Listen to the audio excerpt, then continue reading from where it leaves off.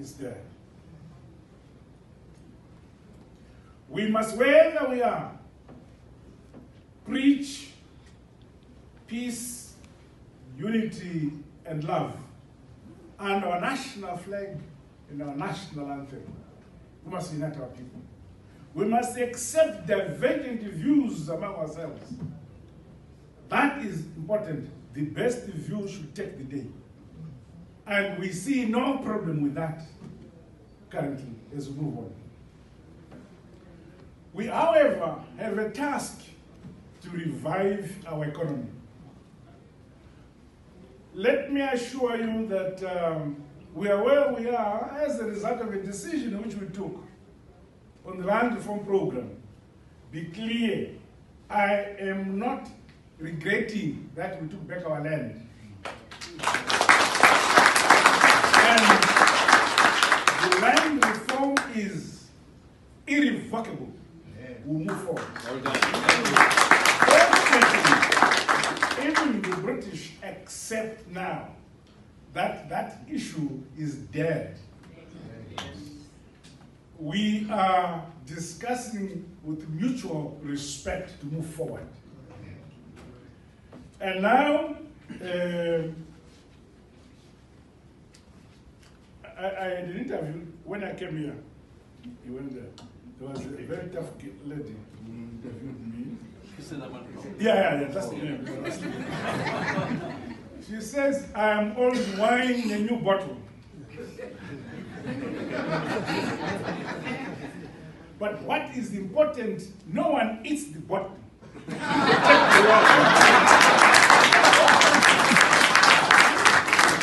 So I'm happy that I'm a new wine. People want the wine.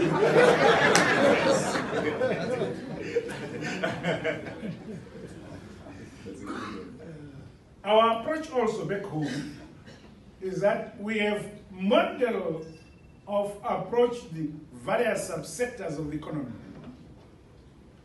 Agriculture, mining, tourism, infrastructure development, ICT, mining, and so on. We have different models which we are going to apply. Fiscal imbalance is the problem which these two young people will have to deal with and correct. I have faith in them, but as you succeed, that's the condition.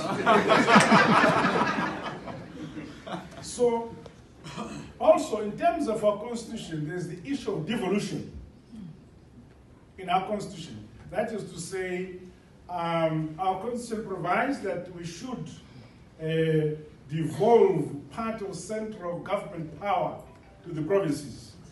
And we're working on a policy where some powers of central government are going to be exercised at the provincial level, so that each province back home in Zimbabwe should develop an economic development plan for the province on the basis of resources that are found in that particular province to contribute to national GDP, so that we now know which province is doing what GDP, what growth are they achieving, separately and collectively.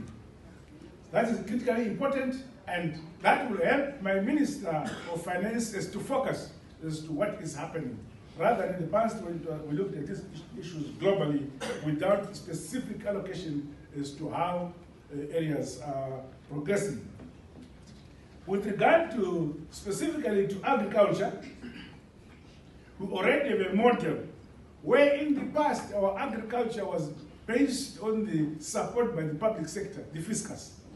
Now we've moved away from that. Yes, we have the hand of the fiscus to some extent, but the private sector has come on board financing our agriculture. We are now safe in the area of grain food security. And we have now extended, just within 2 seasons, we've been able, our still Vice President General, when I introduced Command Agriculture, many of the people, especially you in the West, when I do not hear the word command, they think about sovereignty. No, it's voluntary.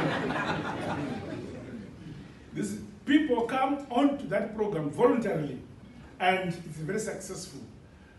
We believe that with climate change, there are times when Zimbabwe may be visited by drought. And in that event, then you don't have enough grain for the country. But we have developed another model, which we are collaborating with Spain and Brazil to have enough water bodies in Zimbabwe with the irrigation infrastructure and with a number of hectares under irrigation to guarantee us the grain we want for the year, plus 500,000 strategic reserve plus surplus. Whether there's drought or there's no drought, we are moving on. And then as a result of the success of these models, we're introducing similar models to cover other crops in that field. In the area of mining, we are having an intensification of mining productivity, broadening of the range of minerals mined, such as lithium, cobalt, methane, and also energy in that area. In the past, we had indigenization. You're not fully aware. Under indigenization, my brother.